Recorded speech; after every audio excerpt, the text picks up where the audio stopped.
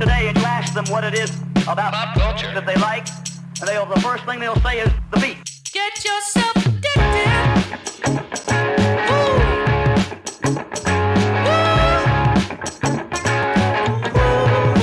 Get yourself addicted.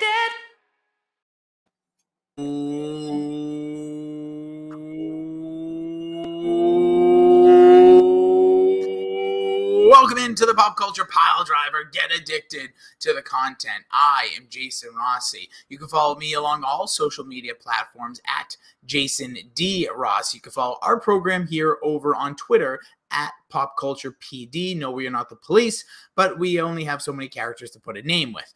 And if you do smash that follow button, it will instantly make you a top 11 of some sort. We don't know which one, but one of them. You'll fit in the category. So if 11 people do it, you'll be one of them.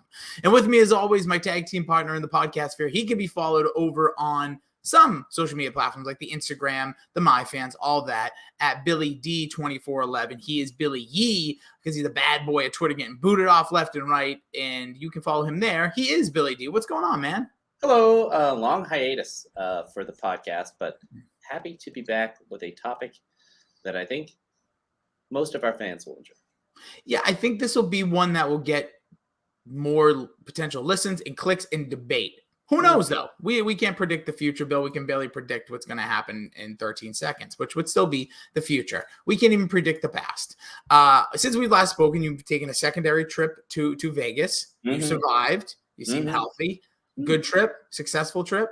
Yeah, it was great. I saw, we can just get this out of the way now. The greatest show anyone will ever see. Silk Sonic. Showgirls. Oh no. It's pretty good, though. Silk Sonic Live was everything that I thought it would be, plus a million. They did a legit throwback to the 70s, like 4-piece horn section, Anderson .Paak and Bruno Mars. Bruno Mars is an amazing performer, but I don't think even the people that I went with, Jeffrey McNamara, Mac of the Mac and Goo podcast, and JC of the Jobberknocker, Take a Drink. I don't think they realized how talented he was, and even I was blown away by him. And he's one of my favorite artists right now, and maybe climbing up the list all time. Yep. But when I tell you, like, you can't like even the pictures that they took your phones, but they gave you like a little pamphlet to take home if you spent like $50 on it. And I wanted a bunch of stuff from it, so I got that, a poster, and a shirt. But it was such an event. It was 2 hours, just them. It was legit. It felt like magical. Bruno Mars is outstanding. His brother played the drums. They had so many people performing. They had two guys who sounded like young Brian McKnight's also next to them. They had one of the craziest guitar solos I'd ever seen, especially live. So it was worth it. I walked out of that show. I paid $328 for it. I walked out of this thing. I would have paid $5,000 to see that. 5,000. All right. So honestly, I would, if I could get seats on the floor, I would pay up to $3,000-$4,000. Remind me because I remember seeing the digital advertisement for this show when we were there a few weeks prior. So where was the show? Park MGM. Oh, so that's a good venue to see. 4,000-ish people, I think. Yeah. So it's a little if you're where we are, the House of Blues is about a 26,000. So that's a good. I think that the 4,000 that might be the new. I think the MGM, isn't that the new venue in Boston? Isn't that MGM? If anybody, I put this out there. If you want to go to Bruno Mars with me, I'm going to Bruno Mars. It's just a matter of if I'm going to get a solo ticket and how many nights I'm going. And where is he playing? Is he playing MGM? Yeah. Here in Boston? Mm-hmm. Yeah, that would be a cool show. When are these shows? Next Wednesday, Friday, Sunday. So I think I'm going to go Friday and Sunday. Next week, not this current week, not Labor Day. No, yeah. Like the 7th and 11th or something. Gotcha. All right. You could probably be able to meet him outside. That's really cool. When they stay for a while, they're usually around.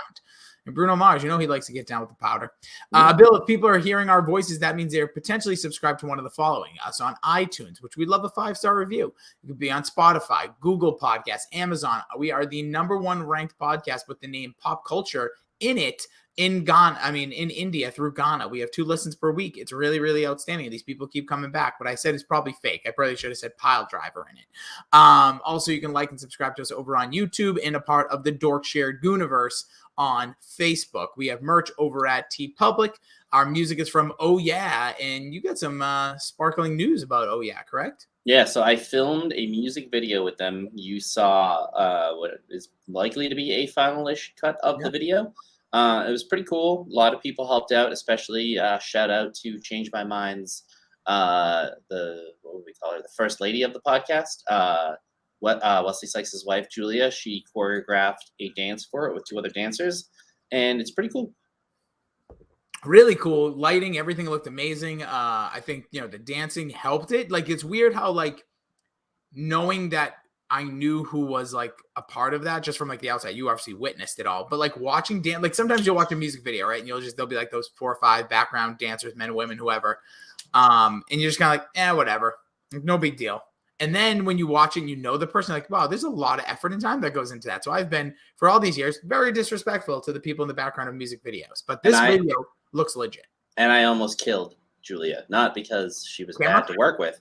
She just had to dance so many times, I thought. Oh, yeah. And these are, like, pretty, like, I don't know style of dances, but it looked very acrobatic and, like, almost. It was modern dance, I think. Yeah, but almost had like a ballet sense to it, just like that, like body movement. But very good job. Wait till you see this one. Again, support our friends over at Oh Yeah, because they have supplied the music here for this podcast. And Bill, where can people find them? Go to Spotify, type in OHYAH period, and I'll be doing another video for them very soon with TikTok star Thea. Oh, cool. Yeah.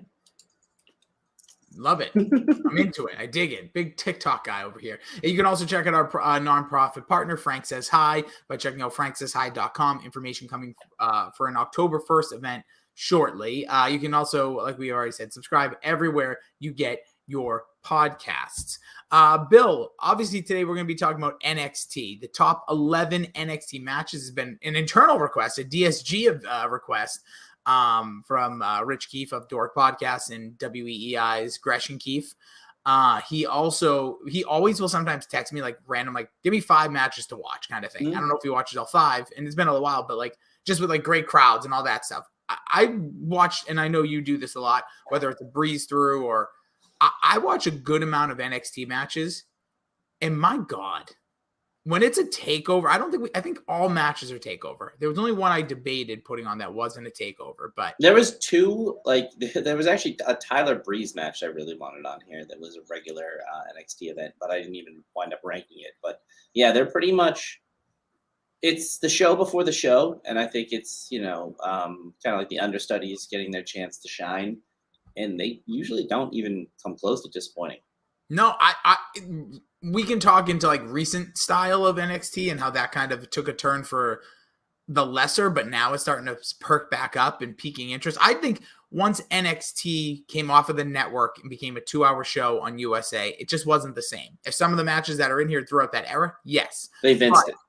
Yeah, it was the perfect program. It was 1 hour. We used to text a lot about this in like 15, 16, how like the women had a mid-card in a 1-hour show weekly. Like Carmelo, they had 3 women's segments in an hour show. They crammed a lot into that hour, and the matches weren't all like old school Raw, like 3-minute Viscera beats Val Venus or vice versa, quick squashes. Like some were squashes because they were building characters. Like the beginning of Baron Corbin is amazing to watch his build. Yeah, they just counted. Yeah, it was. Yeah, that was the best thing. The counting from the beginning, like him. I remember when who was it? Bull Dempsey actually used to squash people for a little bit. That was great. That was a lot of fun. Bullfit. How did Bullfit not get over? It did get over. They just kicked him out after. Yeah, he was like the first person. Him and CJ Parker were like CJ Parker. Were I loved CJ Parker. We only have one Earth. That guy was the man. Yeah. He was so Shout good. out to Bruce Robinson, who I believe is married to Toni Storm, if I'm not mistaken. Salute, sir. Jeez. Yeah, doing well. And she's doing real good over on OnlyFans, just like Bill is. All right, so this list was comprised by myself and Billy. We put together our top 15 matches of each. I noticed my bottom 3 didn't copy over, but it doesn't really matter because they didn't really have any high effect on this list. But we both ranked 15. I had a lot of trouble. Like what you said, I had a couple of just NXT like taping matches because they're just personal favorites. And I think like this list is rather strong.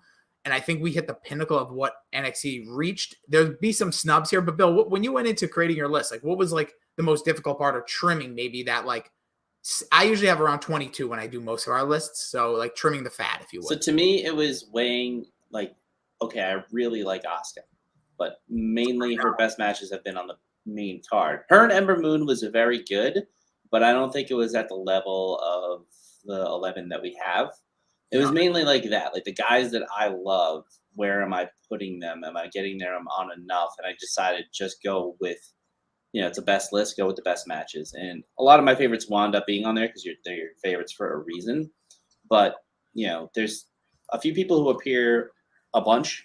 Yeah. And then there's two people that's probably, I think, one of the greatest matches of all time. And that's the only 2 times they're on here. So it's kind of a weird list in that way. It is. And I will just say, going into it, like some spoilers ahead, I'm stunned.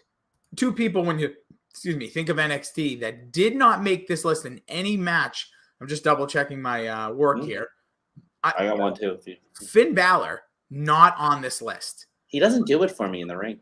But he's fine. He's competent. Yeah, I think he's really good, but he had some outstanding, like he was a major deal in NXT. Another one, maybe his run wasn't as long as I remembered, but not on this list. Kevin Owens, not on this list, who was a massive player. Again, his main roster has now outweighed his NXT, but during that time, major. You mentioned Asuka. I had Asuka and Nikki Cross. They had a Falls Count Anywhere match, and that was just an NXT show. That wasn't a takeover, and it wasn't even when they did like the Wednesday, like Arrival type ones. And that match was really good. That was on my list, but couldn't get on. I had a KO match on my list, but did not make the final cut. Anybody else? To me, the Finn Balor thing, I loved Finn Balor. I think he's the man. It's just his matches. He's very, he's got 10 moves. They're all very good, but he does them a lot. And I remember, I think it was Keith was super excited for Adam Cole, Finn Balor. It was the first big match of the televised NXT on USA or whatever the hell it was. And I was like, I wouldn't get too excited for this because Finn Balor matches are good, but he's like the Triple H of NXT. Ooh, I don't know if that's a compliment or not. And right now it is. Triple H, hottest guy in wrestling all of a sudden. But let's dive into the list, Bill. We will kick it off with number 11. And this is another one you had a little bit lower than I had this in I think it was in my top 8. And you had it, I think in your bottom, it was right around your 11 spot or something. But it is the only time this match has taken place to this date, which will blow your freaking mind. This was on just a Wednesday night network special, not even a pay-per-view, if you will. And I put heavy quotations, not the Saturday big style takeovers. This is Sasha Banks versus Bayley versus Charlotte versus Becky, the 4 horsewomen of NXT at Takeover Rival. Yeah, this one, first of all, they look like babies. It's kind of crazy to go back and look at them. Especially Charlotte and Becky, they look completely different. I said when I look at Charlotte, and I mean this with all, we're not going to get too deep into this because you just get canceled in this world. Charlotte looks like a legit different person. It all started at that SummerSlam when she came back after having, we'll just say, some enhancements or refiguration. But this match here was only, I was also forgot, Bill, this was only about, I think it was 14 minutes, but this is crisp. These women were right before I think they all hit their peaks, which I think would all come on the main roster. Maybe not Bayley. Bayley's peak wrestling-wise, she's got Bayley peaked in NXT, and then she re-peaked as a heel. Yes, I agree with that. But this is Sasha's incredible. Charlotte was the champion going in. Bayley, Becky was still finding herself. She was right about before, because this is when her and Sasha were becoming besties, and then that would change. But this match is awesome. It really is fantastic. Yeah, it's a fun match. It's a great fatal 4-way. This is full Charlotte on display here. Sasha wins the match. I don't think she's the strongest in the match by far. I think that Charlotte really carries it, and Bayley is doing a whole hell of a lot in this one. And spoiler alert, you'll see some people from this further down the list, but not necessarily the 2 you might think based on their WWE careers. Agreed. Just quickly, just to go back in time, this event took place in February 11th, 2015. It was right at, this Full Sail University. Here was the card. So this is one of the first ones that started to get this attention. You had Hideo Itami defeating Tyler Breeze. You had Baron Corbin versus Bull Dempsey. Blake and Murphy defeating the Lucha Dragons. Balor defeating Adrian Neville. The aforementioned Sasha, Charlotte, Bayley, Becky, and then Kevin Owens defeating Sami Zayn. That was the technical knockout match, which did not make this list. None of those others did, but just what an incredible 2 hours of wrestling. To me, this was the golden age of NXT. This was my favorite time. And NXT was in a point of my life where I needed something every week to be locked in on. And it really was one of my favorite parts of that time. 2000, when did it launch? 13? I think for us it would have been 14 because it was when WrestleMania 30. It was that weekend. Yeah, we can find out. It's the Cesaro Sami Sami Zayn Zayn. match. I think is like the first thing I saw from Yes. NXT Same. on the launch of the network. It was the first thing on the network. Yes, correct. And I do think like a year in after that is really when I was like, this show is the best wrestling I've seen in a decade. And it was just fun to watch, and it wasn't all BS storylines. It's just really well done. So that is number 11, the 4 horsewomen of NXT. Number 10 might be this event. It will not be the last time you hear from it. I was there in person. It was Alpha Academy. That's them now. American Alpha, Jason Jordan and Chad Gable. Ready, Willing, and Gable. Great backstage segments in the gym. Versus the Revival at TakeOver Dallas in 2000. I believe that would have been 16. Which Right, is, so, yeah, please. no, I did my notes in reverse here. Like I went from 1 and then 1 up. So I said another guy who's mastered the drop kick is Jason Jordan, or as I would call him, Jordan Jason. Like he was such a freak, and it's his wrestling career is over. But when you went back and looked at him, he looked like he could be the next big thing. He was basically just like a Tanner Kurt Angle. The guy was unstoppable. Chad Gable's great. And the Revival, I think, might be, you said crisp earlier, they might be the crispest tag team ever. Yeah. Going today currently. And they're both like mini Bret Harts. Yeah, they're fantastic wrestlers. They're really good, and they've really honed in the craft of tag team. Like you were there earlier this year as FTR now. And Good Lord. AEW. They faced the Young Bucks in the main event of a Dynamite we both attended. I also saw the main event, Ring of Honor's only pay-per-view so far under Tony Khan at Death Before Dishonor, and they faced the Briscoes in a 2 out of 3 falls match that went like 45 minutes. Those are 2 of the best matches I've seen in person, like tag team wise, that like isn't like one of like just crazy car crash matches. Like I've seen some cool like 6-man tags where it's like no holds barred, all that stuff. But these guys just put on outstanding matches. And looking back at this, like how good they are today, you see that foundation. And when you have good people to work with, we just mentioned the Young Bucks, the Briscoes, but like American Alpha really were, you could tell they were on the verge of something really special. And as you mentioned, they did the storyline obviously with Kurt Angle, split them up, and then Jason Jordan, they were trying to get the rocket on him, and I think him and Seth were tag team champions when he eventually harmed his neck, and he's never returned since. And I think he's a backstage producer now for WWE. Yeah, and the thing that I like about like American Alpha was just literally like Alpha. They were energy out the wazoo. And the Revival has that Usos approach to the match. Same thing with like DIY, where when you get a match with them, it's never going to be a carbon copy. Everything's going to feel and look a little bit different, but the excitement and like the way they hit their moves is always going to be the same. It really is beautiful wrestling. Yeah, and this started that card in Dallas. This was again their first big like NXT takeover style. It was in a weird arena. It was like the small kind of, almost felt like a Superdome, but like if the Superdome was shrunk. I don't even remember where it was, but it was super loud in there, and I was in that crowd. This kicked off, and again, this match was only 15 minutes. These aren't, now, we're not going to sit here and talk about work rate. I don't think that's who we are as fans either. Like, oh, they put on a banger for 37 minutes. And like, I sometimes think like matches can be a little too long. If you're filling over 27 minutes of content in wrestling, it's got to be like some real good psychology. These guys, and watching this again, Jason Jordan with that running headbutt move in the corner is just like exactly what you said. It's all out, the 2 of them. In the Revival, who, slowly turned into the just fists, no flips, or vice versa. Like you see that here, like they were not everything that Alpha was doing that was overly athletic. They were trying to one step around, and just fantastic match. Highly recommend. And it comes in at our number 10. Number 9, this was a match. Was not there in person, but remember watching this flying down. This is Adam Cole versus EC3, which, by the way, you see that picture I sent you of EC3? Yeah, bad. What's going on there? Google away. Control your narratives, EC3. I think they invaded Impact. Versus Lars Sullivan. Yikes. Versus Killian Dane. Versus Ricochet. Versus the Velveteen Dream. And the North American ladder match at NXT TakeOver New Orleans. Car wreck. Dude. This is... I still believe like we sometimes overplay ladder matches a little bit. Like, oh, it's fantastic. This is really good. This one, I to this day, I think is the only like WWE style, like so just scrap a bunch of guys, throw them in there and see what happens. Like there's so many diverse characters in this, from Killian Dane and Lars Sullivan being these huge and doing big man moves, like not trying to be overly athletic or do anything. And that powerbomb spot with Lars Sullivan still a little scary. Killian Dane is earned my complete and utter respect in this match. The guy is an animal. He's huge and he is as agile as they come. I think this has two people who will never be seen in wrestling again, correct? Lars Sullivan and the Velveteen Dream.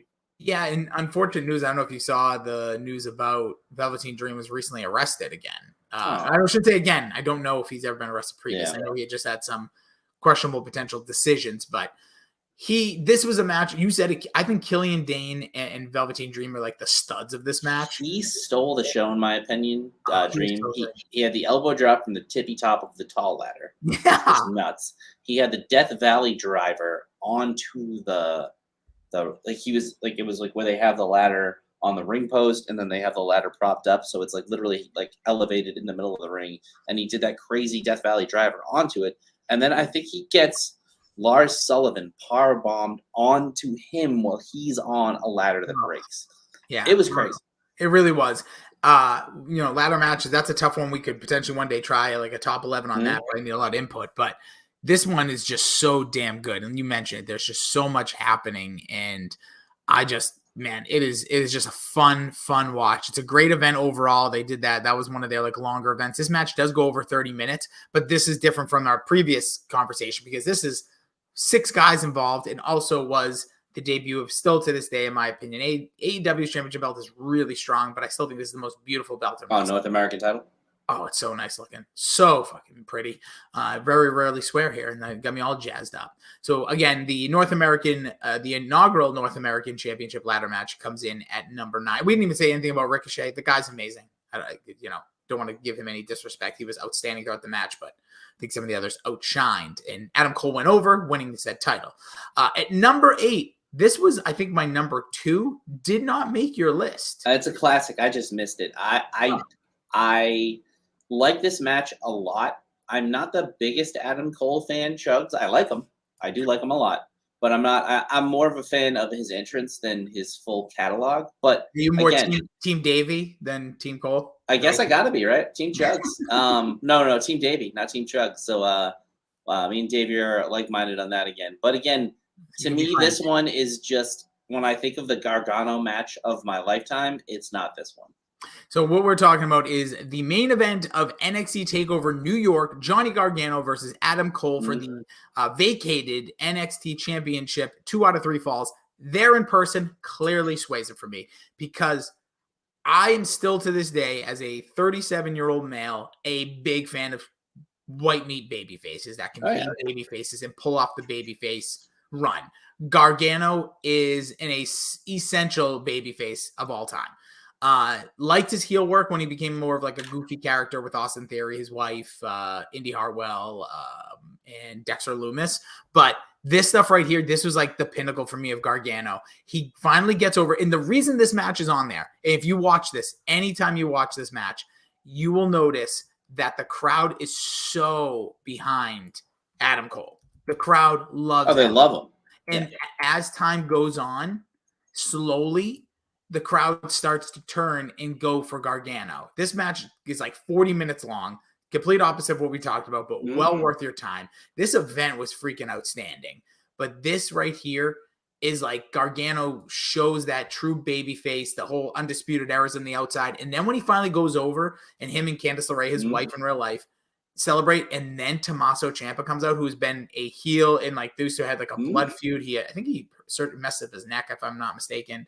And they have that moment at the top of the ramp. This is just a beautiful hour of wrestling, from intros. You mentioned Adam Cole. It does have a little bit of that attitude error, the entrance and the allure is a little better than the product. He's a fantastic wrestler, though. Oh, he is. I'm not saying he isn't, but I think his entrance themes are 2 of the best from both companies. Just bangers. Great runners, great music, great Pelotons for Bill not to be on anymore. Did you sell your Peloton? I did. Oh, congratulations. That's huge. Price to move, baby. Had a baby. Get it out of there.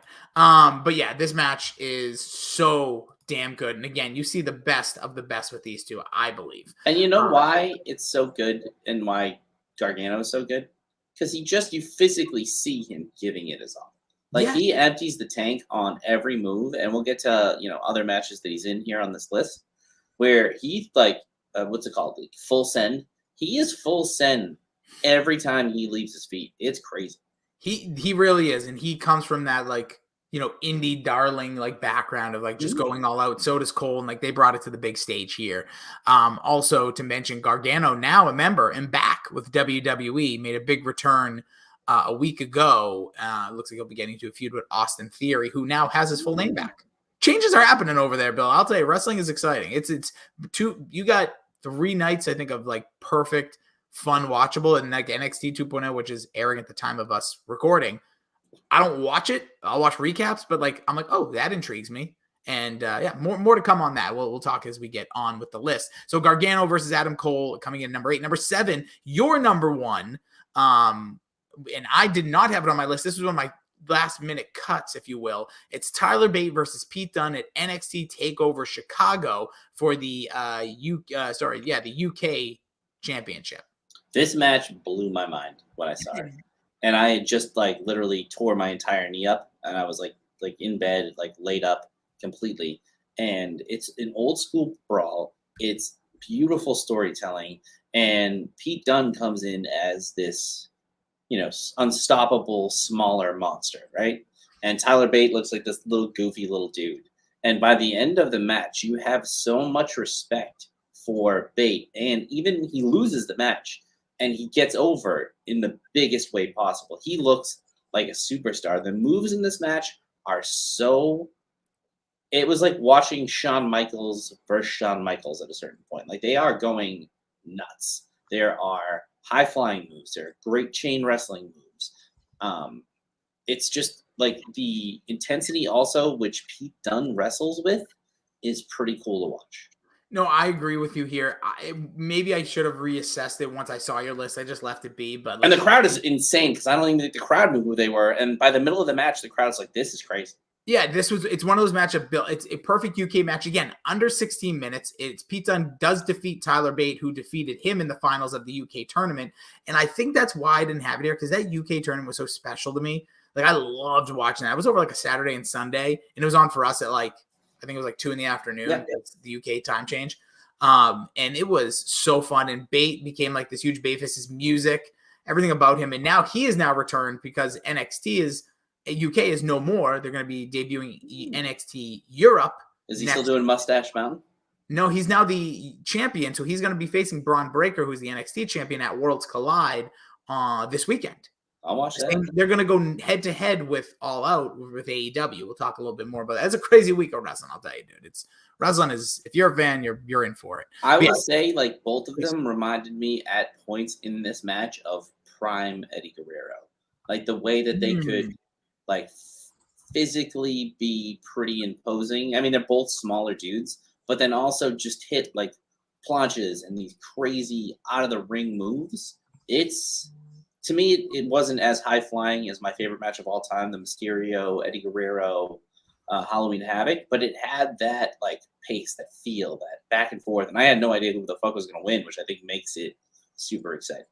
And just so people look back at this event, this is another one of those weird ones. Chicago. So you had Roderick Strong, Eric Young to start. You had Pete Dunne, Tyler Bate, we just mentioned, Asuka versus Nikki Cross and Ruby Riott. So it was a triple threat match. Don't remember that one, to be honest. Bobby Roode defeated Hideo Itami for the NXT Championship, which wasn't the main event. The main event was this was on your list, didn't make mine, doesn't make ours. Authors of Pain versus DIY in a ladder match, which was the main event, which was huge. And then this is when the breakup between Gargano and Ciampa began. Authors of Pain is awesome. They really are, except for they just did like a defunct wrestling event a few months ago, and they're things happen, right? All right. Anyways, jumping in to our number 6. Alistair Black, his only appearance, another guy was like thinking, like, will he make it? Versus Velveteen Dream at TakeOver War Games 2017 in a great story, a well thought out match. The two of them were really good. Like, Alistair Black is so, I hate to use this term, but can't think of another one, is really an underrated wrestler. Everything he has done, even all of his stuff in AEW thus far, when he's in the ring, He has a presence about him. His entrance is kick-ass. And the whole story where Velveteen Dream just wanted Alistair Black never really talks, right? Never talked. This character was very dark and brooding. Kind of like early Edge, but not somebody who they were potentially going to make a mute and potentially a little disabled, which was some weird creative, but didn't happen. But Alistair Black, the whole thing was, like Velveteen Dream just wanted to say his name. They put on, I think this match probably around that same 15 to 16 minute mark. And then the two rings, which was really confusing to watch. Like, I'm sure if you're in the audience, that's got to be a tough That's show. why I hated this match when I was little with WCW. I would always be like, this looks stupid. Because, so War Games is a 2-ring, event. So when the matches happen that are not War Games, they're either in the left side ring or the right side ring. I remember this specifically being in the right side ring because, like, Velveteen Dream does a really cool, like, running jump, and then Alistair Black does his running sit there, like, little position. This match is just fun to watch. So much character work.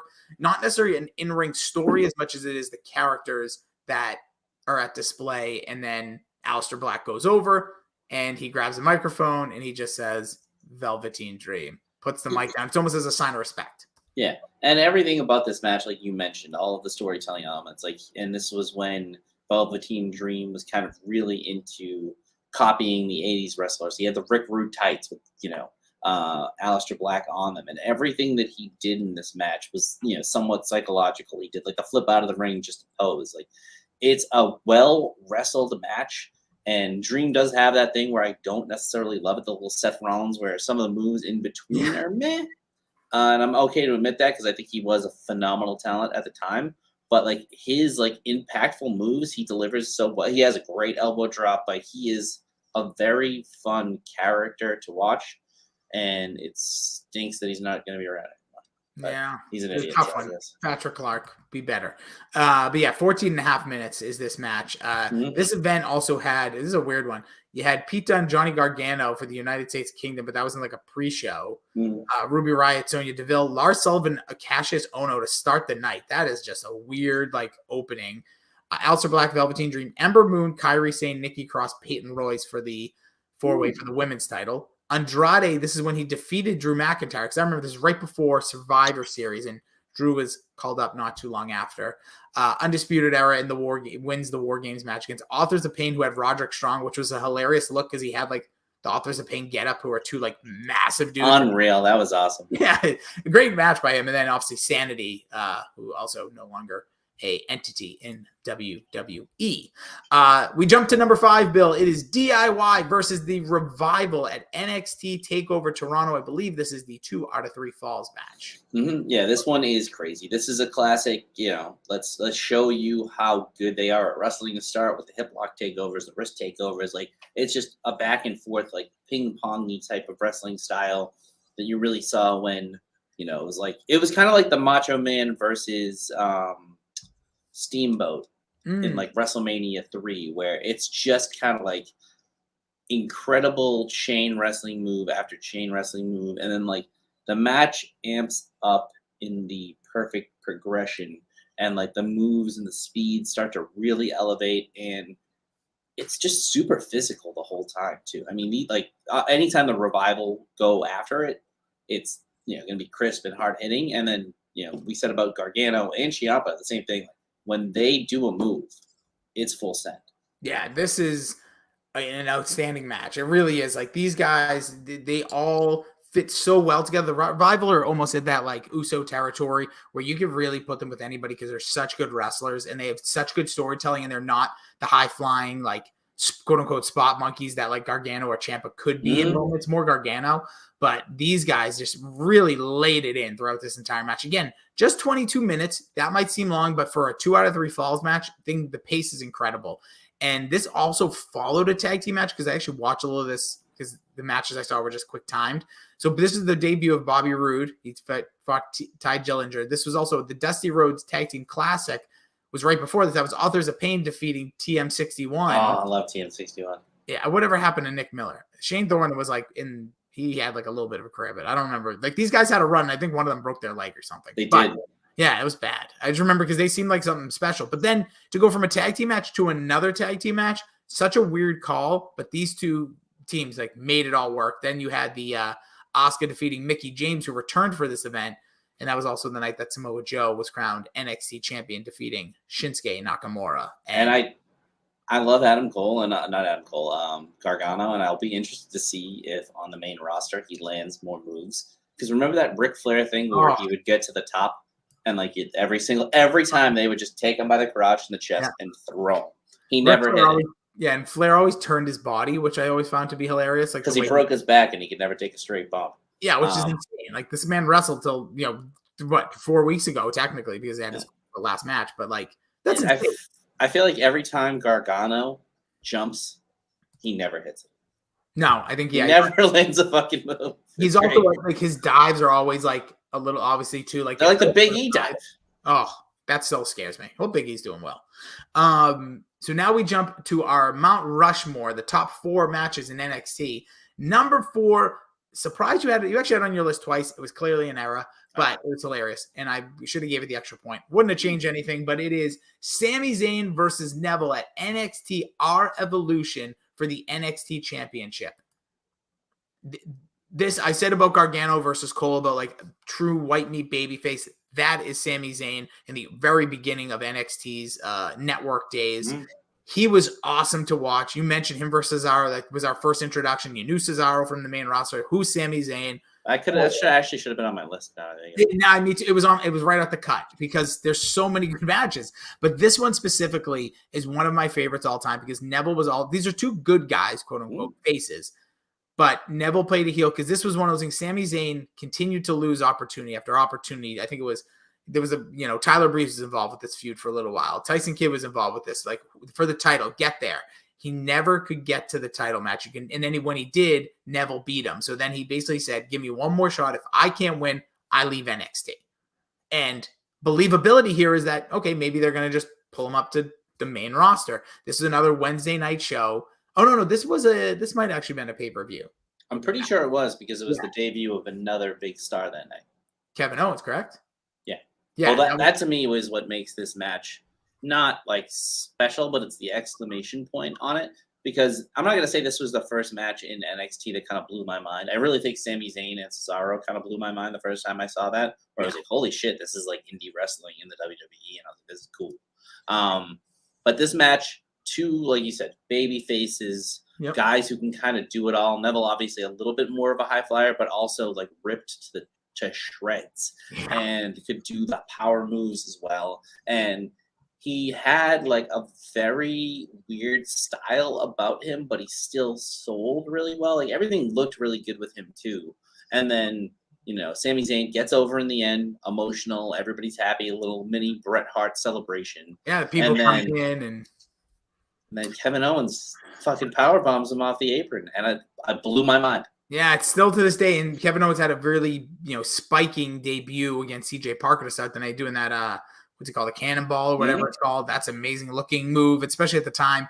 But yeah, he stabs his quote unquote best friend in the back. That has been a story that has been ongoing since that night throughout WWE. It still kind of got kicked off again on Monday. They've had WrestleMania matches, they've had pay-per-view matches, they've been all over the place. So but this match itself, going back to what you mentioned, Neville, like the Red Arrow, whatever it's called at the time, still to this day when he does it in AEW, it's such a sight to see because his body, like you mentioned, he almost looks like a running back because he's short, but he's so thick and it's like Maurice Jones-Drew doing it in this costume. He is so athletic, and that move is such a sight to behold.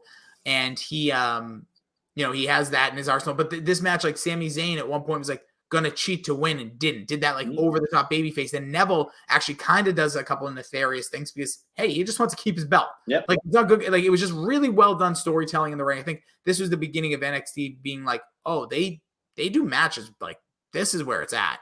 And again, Sami Zayn does go over, and as you mentioned, does get attacked by Kevin Owens, kind of spoiling his title victory and kind of kicking off what would be the next year of NXT. Amazing match. So that is our number 4. Number 3, the return of Johnny Gargano in a championship spot. It is Johnny Gargano versus Andrade Sian Almas at NXT Takeover Philadelphia. This is my 2. Mauro Ranallo on the mic here. He's been on the mic for a couple of them, but I think that's what makes these so good is he's also great. It's long. It's a long, I think it's like 30, 40 minutes. Yeah. but it's very crisp. Gargano, as I mentioned 100 times now, is nuts. And I think Andrade is up there with Randy Orton for one of the best looking drop kicks you've ever seen. I mean, this guy, everything he does looks really good, but he is electric in this match. Zelina Vega puts on a little bit of a clinic as being that angry heel outside of the ring as the escort, doing, ridiculous Hurricane Ranas. And then what's Gargano's wife, Leah?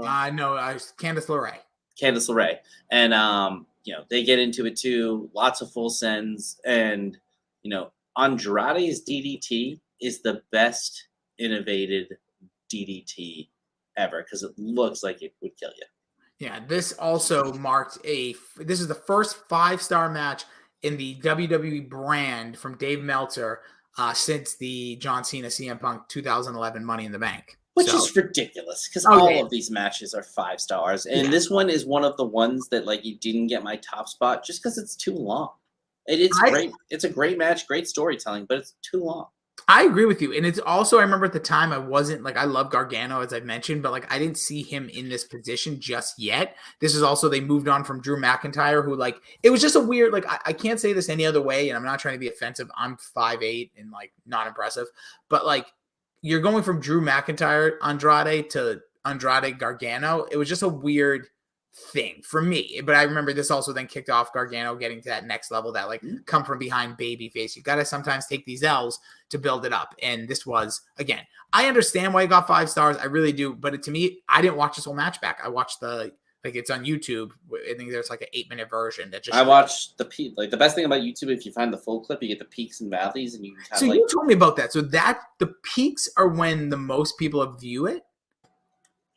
Those will be the biggest moves. So if you hover over the curtain bar, it pops up, and then the peaks and valleys. So I go 30 seconds before them, and then you see the build to the move. So the peak though is what the most people view on that video. Is that what you're saying? Yes. That's insane to me because I have seen that sometimes, and it's wild what gets a peak in some of these YouTube videos. It's just I don't know. Anyways, but yeah, this match is fantastic. Again, this is one you're gonna have to sit down to get, probably make an excuse for why you're in the bathroom for so long because you get 32 minutes. And a quick aside, to me, the best longest match for singles, to me, tag team is different, triple threats, all that kind of stuff, because you can you don't have to rest. Mm-hmm. If you have a 36-minute match where you're going full send, you gotta literally put rest holds in, and you can make it work and you can make it good. But to me, 25 minutes is about how long I want one of those classic type matches to be. To me, 36 minutes is the Irishman. I'm with you, and I said that earlier. I think that 22-ish is the pinnacle. You can go up to 25, but you really got to do something. I still, and I even think for the wrestlers, you don't want to have anything sloppy happen. When you have those really long hour-long matches or 47, we've talked a lot about what's his name? Omega in the past.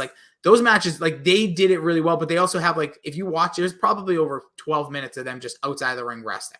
Mm-hmm. And I get it. I'm not trying to be disrespectful. It's a story they're telling, but just a lot of stuff going on there. So before we get into our top 2, Bill, any honorable mentions? We've kind of ping-ponged around a few. Is there any that you want to specifically mention? Let's see here. I can see where I had the Sami Zayn Neville twice now. Just the TM61 versus Authors of Pain. And I think that might have been around the next match might have been the time the guy broke his leg. But I just remember seeing that match and going, TM61 is nuts. Oh, yeah. Both of those guys could go hard. And they were they weren't odd looking. They were physical freaks, but they were odd looking wrestlers. They were tall, lean, and jacked. It was a weird build. They looked like Ken dolls. They were weird builds for wrestlers. Especially that Miller. He was just really long torso. One of the ones I have, and people may be surprised because you probably might think, oh, maybe that's coming up. I have, Tommaso Ciampa versus Johnny Gargano, Chicago 2. That's 45 minutes. I know, but it is. They have a lot of those, especially the pandemic. That pandemic match, I still think was one of the most. I think that was the Stand and Deliver. It was the WrestleMania weekend when Karen Cross made his debut. But man, that was a long match. That was way too long. Or it might have been like a month later because it was right after Randy Orton and Edge put on that long match in the Performance Center. We're like, what are we doing? Anywho, but this match here, crowd was insane in Chicago, but just missed out. I don't think you had it on yours. And it's just like those two had really good matches. Again, this is the one where I thought Gargano broke Ciampa's neck, which like they go over to that like electrical area and they do like some crazy spots over there. Match easily could have been on here, did not make the cut. And then I'll say one more that I should have put on the list, and I shouldn't have done this, but I kind of decided for one single Velveteen Dream match. But his match versus Riddle was at New York. Awesome. It was. It was Great a fantastic match. Those two put on. That was like Riddle's another guy. I had a couple ideas for him, but like him versus Timothy Thatcher, they had the I forget what they called it. I always call it the Lion's Den, but it was called something else with Kurt Angle in there. Like really good match, but. That's what Keith should start asking you is instead of giving me 5 kinds of these matches, give me 5 like Dream Riddle type matches, just like one singular person. Could be. That'd be easier. The other one I want to mention, it's kind of a little bit of a spoiler, but the Iron Woman match between Sasha and Bayley. Really strong match. Like the end, like the celebration after is like what it is, right? The only thing I don't love about the match is Sasha taps out in the hold with a second and a half left. Just hang on. Go to overtime and put her right back in the hold. And then like, oh, I'm not getting out of this. Yes, Bill, I think we've had this conversation before, and I know I've had it with others. That's why this match doesn't make my list, and it was easier to trim compared to some others we'll just get to. But like that bothers me to no end. Like that's such an easy move, especially where like the big baby face is Bayley. Like Sasha holds on, and then Bayley can be frustrated. Match restarts. They do, even though whatever. I get people sometimes think it's cliche, but like it's like a countdown. The crowd's counting down too, and then she just starts tapping. It's like you could hold for 2 seconds, I believe, and then like you said, if she puts it right back on in the beginning of like the overtime, the crowd would explode, and then you could still have that moment with the flowers and like women 100% lifted because that is an outstanding moment. Oh, it's a great moment. Yeah. But again, the justification of it not being on there, I think, is also valid. Let's get into it. Number 2 on our list. Oh, speaking of the Devils, Sasha Banks versus Bayley, NXT Takeover Brooklyn. So this is their first encounter. Yeah, this is probably, I think, maybe the best Sasha match ever. Ooh. So my debate would be, and I wouldn't go to war, I'd have to really rewatch, would be her versus Becky in that Hell in a Cell, because they were like... No, that's Charlotte. No. Becky they had another one? Becky and Sasha had a Hell in a Cell like not too long ago, like right before the pandemic. It was during the run, and it crushes. But again, that's just my personal. And then the only other one I could debate is probably that triple threat in WrestleMania. That's a great match. But anyways, this is like, dude, we're talking greatest non-gimmick match. Yeah, Bayley going over, winning the championship. And this, again, it was the co-main event. They go, I think it was around like 19 minutes or so. I'm going to look it up, but like just, the perfect build to a match too. Because this was how you should book Bayley. And Bayley was hands down my favorite NXT superstar of all time. I'm wearing the shirt right now. I loved her. She was awesome from day one. The storytelling was great. And then they made her the dominant player when she got to WWE. It was so weird. But this was the culmination of her entire career. That little girl in the front row crying. Yes. Great submission moves. Like there was a lot of good storytelling within this match, and I think Bayley gets a little bit underrated for the way she moves in the ring because she kind of is she's a beautiful woman, curvaceous, whatever you want to say, but like she looks a little awkward when she like moves around sometimes. She has an odd look. Like, let's just be honest. We're not here to be we're not sitting here criticizing women's bodies or looks or anybody's. But I think she's phenomenal. It's not, but you know what I'm saying. She had that weird like something's up there. Something was like she just has a different look. Like parents. Well, purposely they tried to make her look young and goofy. Yes. But like what I mean more about it is like she doesn't move like a natural athlete that like Sasha and Charlotte kind of do. She has a little more of like a John Cena movement to her body where it's a little bit clunky, but I kind of like I'm with Bruce Pritchard on that. Like it's a little bit more like realistic to a fight, and I thought she like her Bayley to bellies, like off the the ropes, the way she just runs up and does She them. wins this match, yeah. It's like, go back and watch it. It builds very nicely, and the ending's great. Yeah, they just put these two had the best chemistry out of all of them. Like I always thought Sasha and Charlotte was still a better like later feud, like a Raw and stuff. But that was more basic, I think, like the way they kept moving the belts. But these two, chemistry, everything, and they also put on a great feud in the main roster during the pandemic, is them and Asuka were just like all stars at that time. But yeah, this match is well worth your time. No disrespect again to the Iron Woman match, but this one a little bit short, obviously a little shorter. I think I just looked it up. This one came in at just on over 18 minutes compared to 30, and also is no gimmick to it and just flat out great women's wrestling. It is indeed. And another thing that NXT does really well is the exclamation point after the match, right? This was a nice send off for, the 4 horsewomen. They're posing in the ring, and they even worked that into a storyline because it was a little weird. We had Kevin Owens being power bombed. We had Tommaso Ciampa coming out attacking. They do a great job of getting people over in a loss, getting people over after the match, where I think WWE kind of forgets they can do that sometimes. Yeah, I 100% agree with you. But again, it's something that's kind of slowly coming back now, because who ran NXT at this time? Triple H. Who's in creative control now? Triple H. So keep that in mind. So really quickly recapping 11 through number 2 before we reveal our number 1. Number 11, the 4 horsewomen of NXT from Takeover Rival. American Alpha versus the Revival, Takeover Dallas. The North American Championship ladder match from NXT Takeover New Orleans. Number 8 was Gargano Adam Cole versus at Takeover New York. Tyler Bate versus Pete Dunne at Takeover Chicago. Alistair Black Velveteen Dream at Takeover War Games.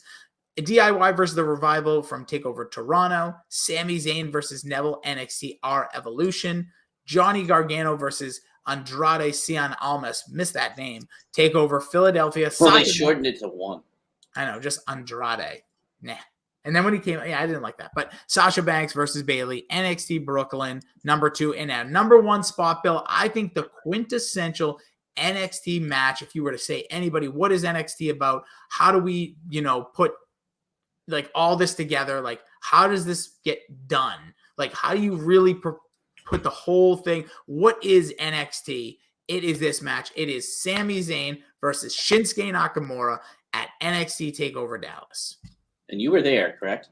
I was there, and it's the best match I've ever seen in person. I give Gargano, it's really close with Gargano Cole after, but because of the title. But this match, no big story. It was just, I signed somebody new. Sami Zayn was leaving. It was kind of like a built story. Like I sometimes want more of this in wrestling. I'm a fantastic wrestler. You're a fantastic wrestler. We're in like a weird crossroads, or we're about to pass or not be able to see each other for a long time. Let's fight. Oh, yeah. I mean, that was the thing that I wrote down instantly. I remember being like, Shinsuke's debuting. I love Sami Zayn. There's no it's just let's do this kind of thing. Like let me welcome you into NXT with an electric match. And the crowd was legitimately banana land. That entrance alone was because his music to this day is still amazing. But I've noticed that and when Shinsuke starts to lack, and he's had like 5 dips in his WWE career, they always bring Sami Zayn out for them to have a match whether it's just on a SmackDown or build a little feud. Those two have such outstanding chemistry. It's so good to see. The problem, I think, with Shinsuke is he's not a great dance partner for everybody. But when he finds the right one, he puts on great matches. And I unfortunately think this is probably the best match of his WWE career. I can't, it's not even close. Can't argue. He should have had better matches with AJ Styles. It was just whoever was producing those matches went those weird directions. The WrestleMania match is much better than we give it credit for. It just happened to be 3.5 hours into an event, and it just, if that was like the opening match for the WrestleMania 34, I still think it would have gone over 10 times better, even with the turn, and then they just had a dick kicking feud for like 4 months.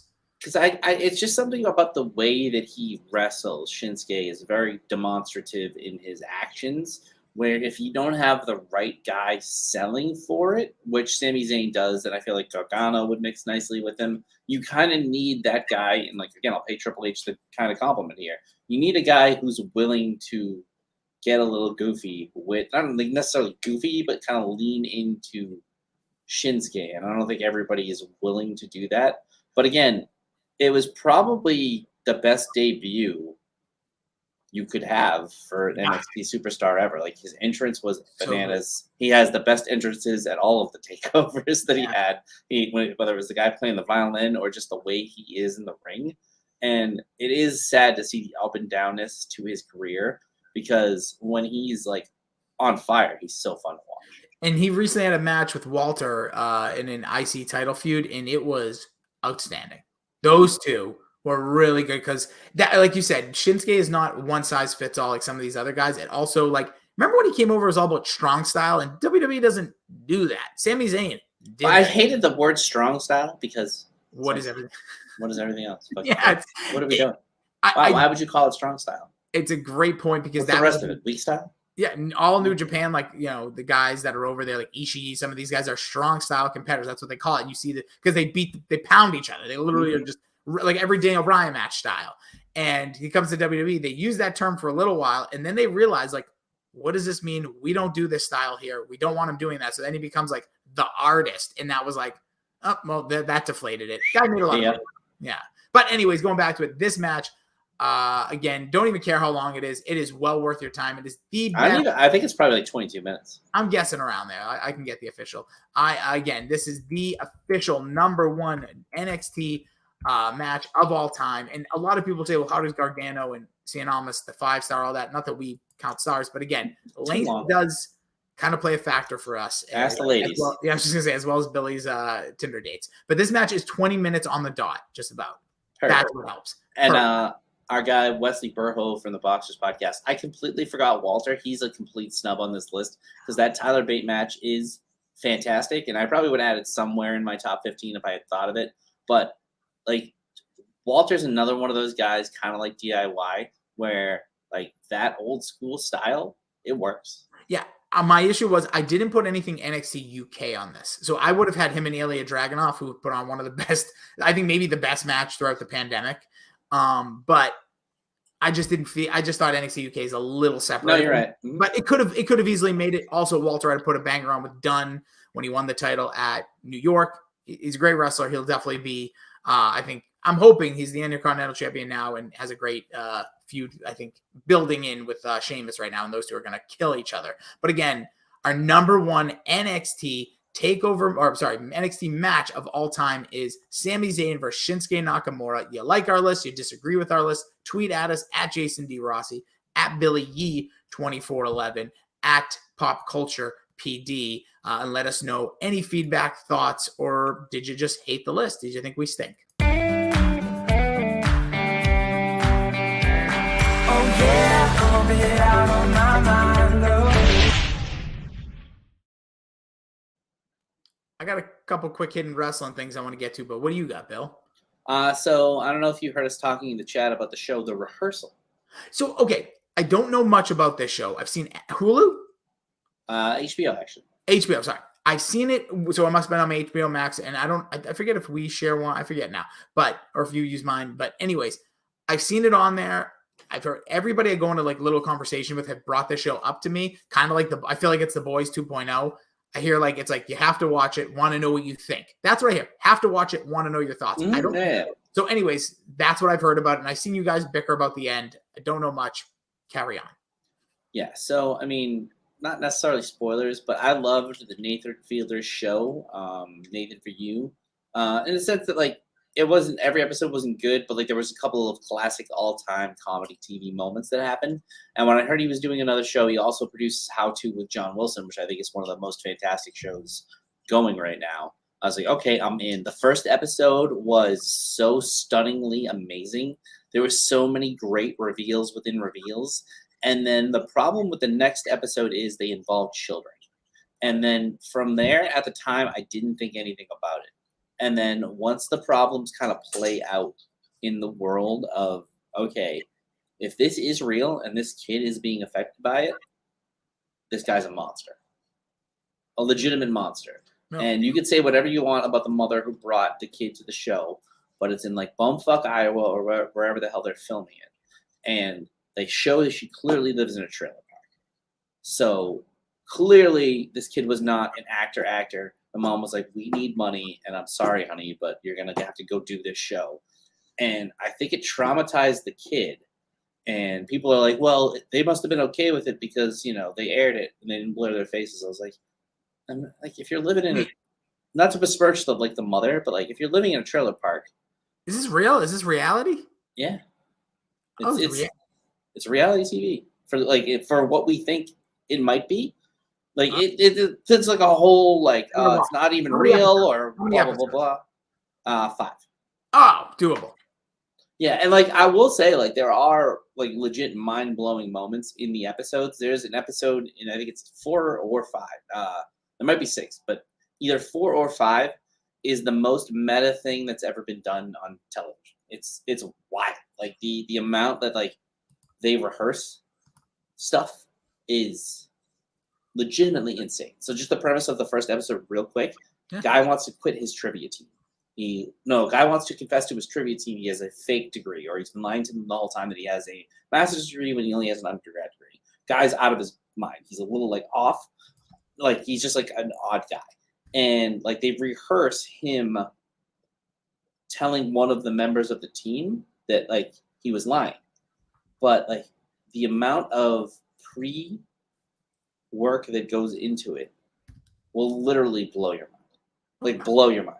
5 episodes sounds doable. You're definitely piping up here. The only show I've been watching that is 5 episodes, actually released weekly. I love that. 5 Days at Memorial. It was a show on Apple that just wrapped up, which was about the 5 days after Hurricane Katrina at a New Orleans hospital. Very fascinating. Learned a lot. Obviously, it's a television show. You got Vera Farmiga. I forget if I'm saying her name right. Yeah, really good show. And, obviously just all the fallout and things that happened. I always thought the levee broke, Bill, during the hurricane. The hurricane was actually not the big problem. It was what happened thereafter.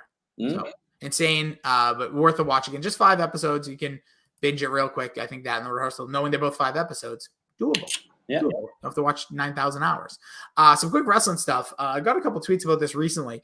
The CM Punk stuff, I don't know what you've heard, what you haven't, but the short of it is CM Punk there seems to be some unrest in the AEW locker room. AEW is kind of on this weird, when it comes to the momentum, is definitely kind of. Wait a second. CM Punk is causing disrest in the locker? No. So the rumor of the situation, he basically called out Adam Hangman Page in a promo, but Hangman Page wasn't there, and allegedly it's not part of any story. He just got pissed about something that Hangman said a few months ago when they were feuding, when Hangman lost to CM Punk before he got injured. Anywho, so Punk then returns. He's going to face Moxley at the pay-per-view. They push the match up to last Wednesday. Punk gets squashed by Moxley because he, in storyline, injures his leg again. So John Moxley is now your AEW official champion again. There's no main event set for this Sunday, which they have a pay-per-view.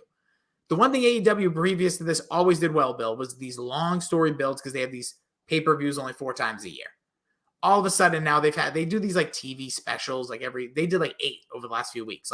Moxley fought Jericho, which was a really good match. But they just do these things. But all of a sudden it's just something weird's going on there. And it clearly feels I think CM Punk is happy as a wrestler and to be there when he's out there, but it doesn't feel like he likes, I think he's starting the politic of AEW is now weighing on him. That's my thought on that situation. And I think because he's in Chicago, so I assume he's going to come back and it's going to be this whole I'm going to put my leg together and fight you. But there's literally no title match announced, and they have a TV tomorrow, but no time. Yeah, Punk's an anarchist in every he's a rabble rouser. He's kind of a dick, and he's now not in as much as WWE is a mess. At least was super structured, where the pipe bomb happened and then he was gone. You know what I mean? It wasn't this could be bad for AEW because I think they could hang on to him for too long when he's probably a problem. Yeah, and so here's their lineup right now. Don't forget, you have to pay, I think it's either $55 or $60 for this Sunday night. Don't forget, it's a holiday weekend. In the free, so anybody can watch this, Ishii versus Eddie Kingston, which there was a whole nother thing. Eddie Kingston got suspended recently because of pushing Sammy Guevara in real life. They have a Didn't he also shit on Eddie Kingston too? Eddie, that's who it is. No, Sammy Guevara did. He called him like a fat piece of crap or something. No, but didn't CM Punk say it too? Like, you're my second favorite Kingston to wrestle? Yeah, he said he was the second best Kingston he's ever shared a locker room with. And Moxley's not going to be the first John he beats in Chicago for the title. Those are good lines. I think those, I don't know where that plays in. But again, he has nothing with Kingston. There's no feud there. So, he's being a dick. Yeah. They're putting together, they've done this trios type tournament. That's so New Japan. I'm not a big fan of 3-man belts. Like, no, that's a lot. But Kenny Omega returned recently, so they be involved more than likely. They also have another 6-man tag where Wardlow's teaming up with FTR versus Jay Lethal and the Motor City Machine Guns. Sounds like a Raw.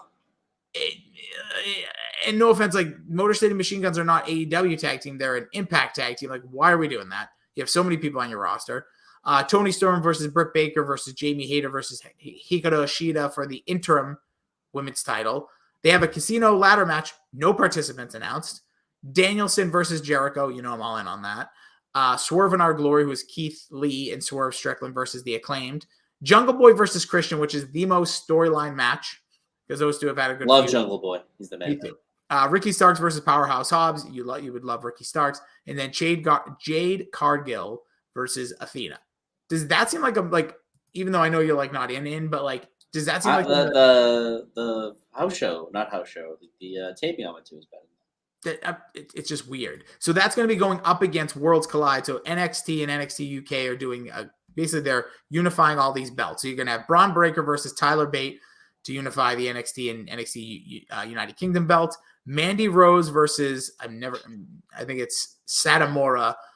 Who's the NXT UK champion versus Blair Davenport. And then you have Caden, this tag match, right, which somehow Nikki ASH and Doudrop are back with NXT for a minute. But Bate versus Braun Breaker is going to be the big one. I think Bate's going to make Braun Breaker a good wrestler this weekend.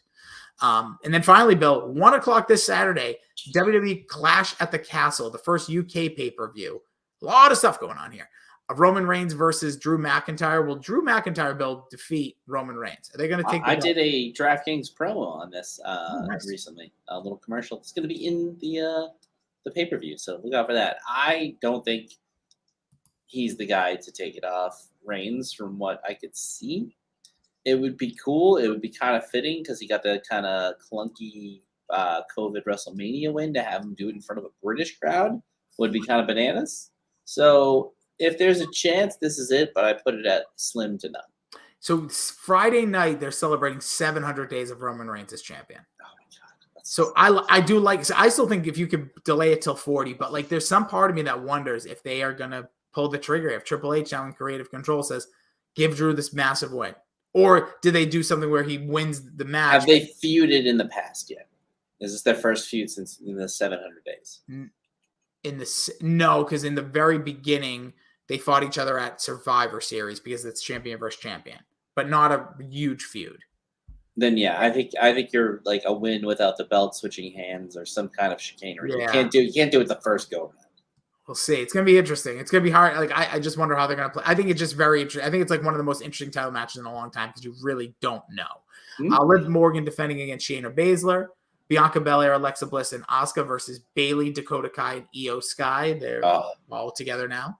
Matt Riddle versus Seth freaking Rollins. And did you see the promo that when it might have been going around the internets a little bit with Rollins said about Riddle's family? No. So they're making the super. So these two have a passive, like legit personal because. Oh yeah, they don't like each other. Matt Riddle said some like bad things about what Seth Rollins. Remember, he had a little situation a couple of years ago with internet leaks, and then Riddle said something about like, you know, the best person in his family is his wife, you know, whatever. This is all story, but like then Seth Rollins goes, "Hey, speaking about families, how about yours? Oh, that's right, your wife divorced you, and your kids don't want anything to do with you." Like, woo. And again, they allowed that to be said, but man, that's real because you can, again, read all about that in some of the checkered past of Matt Riddle. You have Gunther, formerly Walter, facing Sheamus for the IC belt, which I think is going to be awesome. Oh, yeah. I mean, you know how I feel about Sheamus, and Walter is a less mobile Sheamus, but is equally cool to watch. Yeah. And then Edge and Rey Mysterio versus Judgment Day. That's Finn Balor and Damian Priest. I think this is going to be a fun event. Again, 1 o'clock Eastern time. That's going to be a good time on a Saturday. So That's what's happening. Those are like the big things. And obviously, like I kind of said, Triple H being head of creative right now, they're people are loving it. People are loving WWE again, and that's good for wrestling. I think in sports, correct, add in here, good for sports for these teams to be good. I think the Raiders, Cowboys, Lakers, Celtics, Yankees, Knicks, Giants, football. Yeah, football, Giants. Yeah, maybe. Yeah, okay. I think Patriots now, like I think they've established like when they're good, it's like good for the league. In hockey, I would always say like the Red Wings or like your original six, like your Flyers, Bruins, Montreal, Pittsburgh. Montreal's that's a really good call. Like, and then in MLB, like I think Yankees, probably Dodgers, like kind of what's happening right now. It's basically the big markets for those teams. There's very few ones non-football that I think aren't like media darlings. Yeah, like even the Packers. I think Packers are good for. That's kind of what I mean. Like you wouldn't normally think of Green Bay as a media darling. So like all of the other ones are kind of like top 10 market dependent. Where I think football has a few oddballs. So with that being said, I think WWE being good and getting like some clout is good for all of wrestling and wrestling fans. So check out tons of stuff there. Check out the rehearsal. Check out 5 Days More. Again, you can be like me and watch a ton of wrestling. I have one quick thing before we get to the DSG. She-Hulk, delightful. So I saw I think it was either a tweet. I always get confused on Twitter because a lot of things pop up on my phone. I try to do not disturb a lot more than I used to, but you were either saying it in a chat or you tweeted it that like it's a good, like it's good, basically. It's worth the time. So the first episode was like a rushed origin story, but it was like, wow, they're really moving this along. But it was like fun. And then the second episode was a perfect 22-minute sitcom. And people were like, only 22 minutes? What the fuck? I'm like, well. Give me good 22 minutes like we just talked about wrestling instead of. It was delightful. Like it was awesome. And like, I don't need you to add 7 minutes of clunkiness just to add 7 minutes of clunkiness. Like give me 22 minutes of tight content. When Wednesday releases or Friday releases? I think it's Wednesday. See, that still throws me off. I still like the Friday going back, but I guess it gives you more time to get buzz on the internets and all that. This week in Shared Universe. Alrighty, so I and Joe and I have been on a little bit of delay ourselves, but we're coming back, I believe, this week with the season 5 premiere of Psych and the I've Heard It Both Ways rewatch podcast, TLDR Talk Books. Changed my mind, did a 3 Ninja exit survey. Is that real? Yeah, I looked up my podcast app and I said, wait. When I wrote it, I was like, I wonder if Bill's going to read this and ask. And you did. Good Lord. And then I heard it's great. Mac and Gu did the 1989 classic Aliens, and then they did a bonus episode with me where me and Mac tiered Breaking Bad and Better Call Saul characters because Gu didn't watch Better Call Saul. We did that last night. So this will be a 3-week podcast for Billy. And I got to say, people have accused people of stealing ideas, but I feel like the tier thing was your idea. Like, you didn't create Tier Maker. No, I did not. Let me give credit where credit's due. Gu did ask one time. So the thing I like about Gu, I'm not saying he's I've seen Barstool do it now. Of course, no. And don't get me wrong, I got it from Cultaholic or somebody when I first started, when we first did it. But Gu was funny. He's like, hey, how did you do that tier thing? I think we want to do that. And I'm like, go for it, dude. Because I'm telling you, one thing I think I really do want to do, and I got to approach him, is I love their 21 question ones. I might do that for pre-wrestling events. Like, I like how they, because that's like a really cool concept, and like the way they do it is. And then you get another podcast afterward to go over.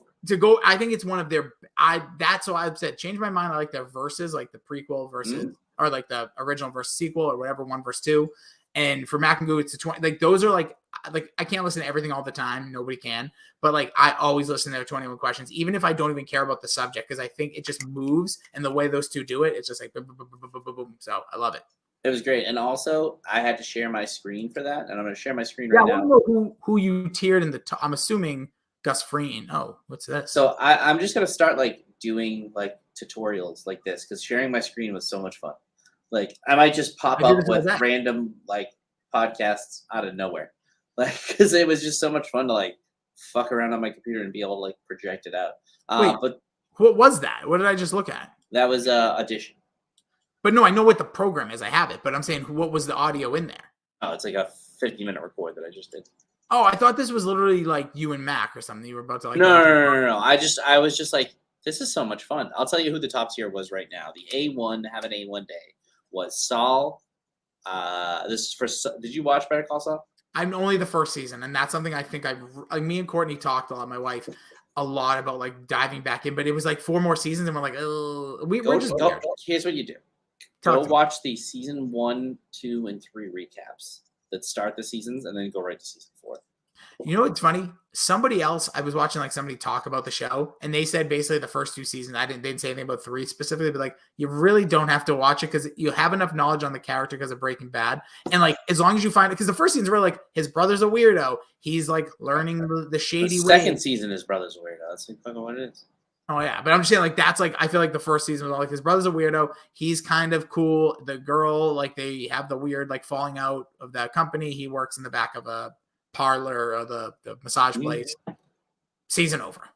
Yeah, you could have done the first 2.5 seasons in about 8 episodes, in my opinion.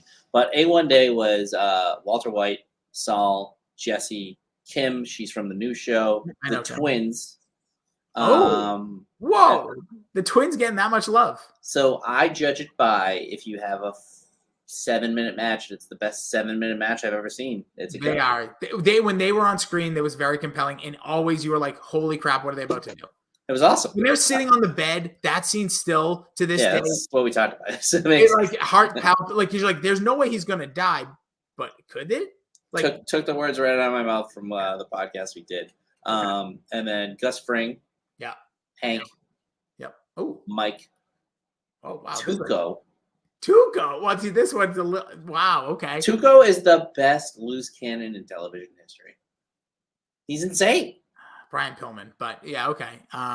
Dude, this is there's more. This is a. There's two other guys from the. You and Mac are easy graders, clearly. Yeah, we really are. We're softies. Nacho and this guy. Ignacio. Nacho. Yeah. I love. Was he on Saul too? Does he make appearances there? Yeah. Okay, so I didn't know that, but maybe he's just such like a he funny. Has probably the best like ending. Nacho. The way he goes out, man. Is Bill Burr on your top list too? Is he in the A? No, he made it in. So it was A1 Day, Los Pollos Hermanos, Sweet Liberty, Quality Vacuum, Vamonos Pest, and Doghouse. And Bill Burr went into Vamonos Pest. Okay. Is he on Better Call Saul? Does he make an appearance there? I forget if he does. I don't think he does. But Huel. What about Huel? Yeah, my guy. Loves Huel was Los Pollos Hermanos. Huel is just, I hate it. He's just hilarious looking too. Like he's just this massive. He's huge. And that him laying on the money. The money is an all-timer. And then the last one, I fought for Marie to be middle of the pack. You fought her. It's weird Skylar go. Oh, DFL, dead fucking last. Yeah. No love for Skylar. Freaking woman went through hell when you think about her real life, except for the fact of the cheating scandal. That's what really did her in for me. Yeah. Walt Jr. and Flynn were both following us past. Oh, wow. Walt Jr., no love for my man. No. He loves his breakfast, dude. He did. He loves breakfast. There's nobody that loves breakfast in television history like Walt Jr. And that great scene when Walter goes to like the crack whore and he's just sitting in the car. Like when you think about that, like you've definitely we've both been in cars where our parents have done something, not like that, but like, like what are they doing? Like not a bad way, like whether they're buying a Christmas gift. Yeah. Like, but you're just sitting there like this dude's sitting in a car as like a teenager. His dad's talking about crack whore. Yeah. Good stuff. Anyways, yeah, so good. Check that out. Is that out yet on audio? Yeah, I think it just came out like a few hours ago. Sick. All right, go check that out. Billy he said he's a trifecta Trace Leches podcast man. We'll be back next week, maybe. No guarantees, no unguarantees. Follow the podcast wherever you follow your podcast. Subscribe, leave a 5-star review. We love you. Bill, any final words for our fine folks? Slap it on the biscuit. Frank says hi.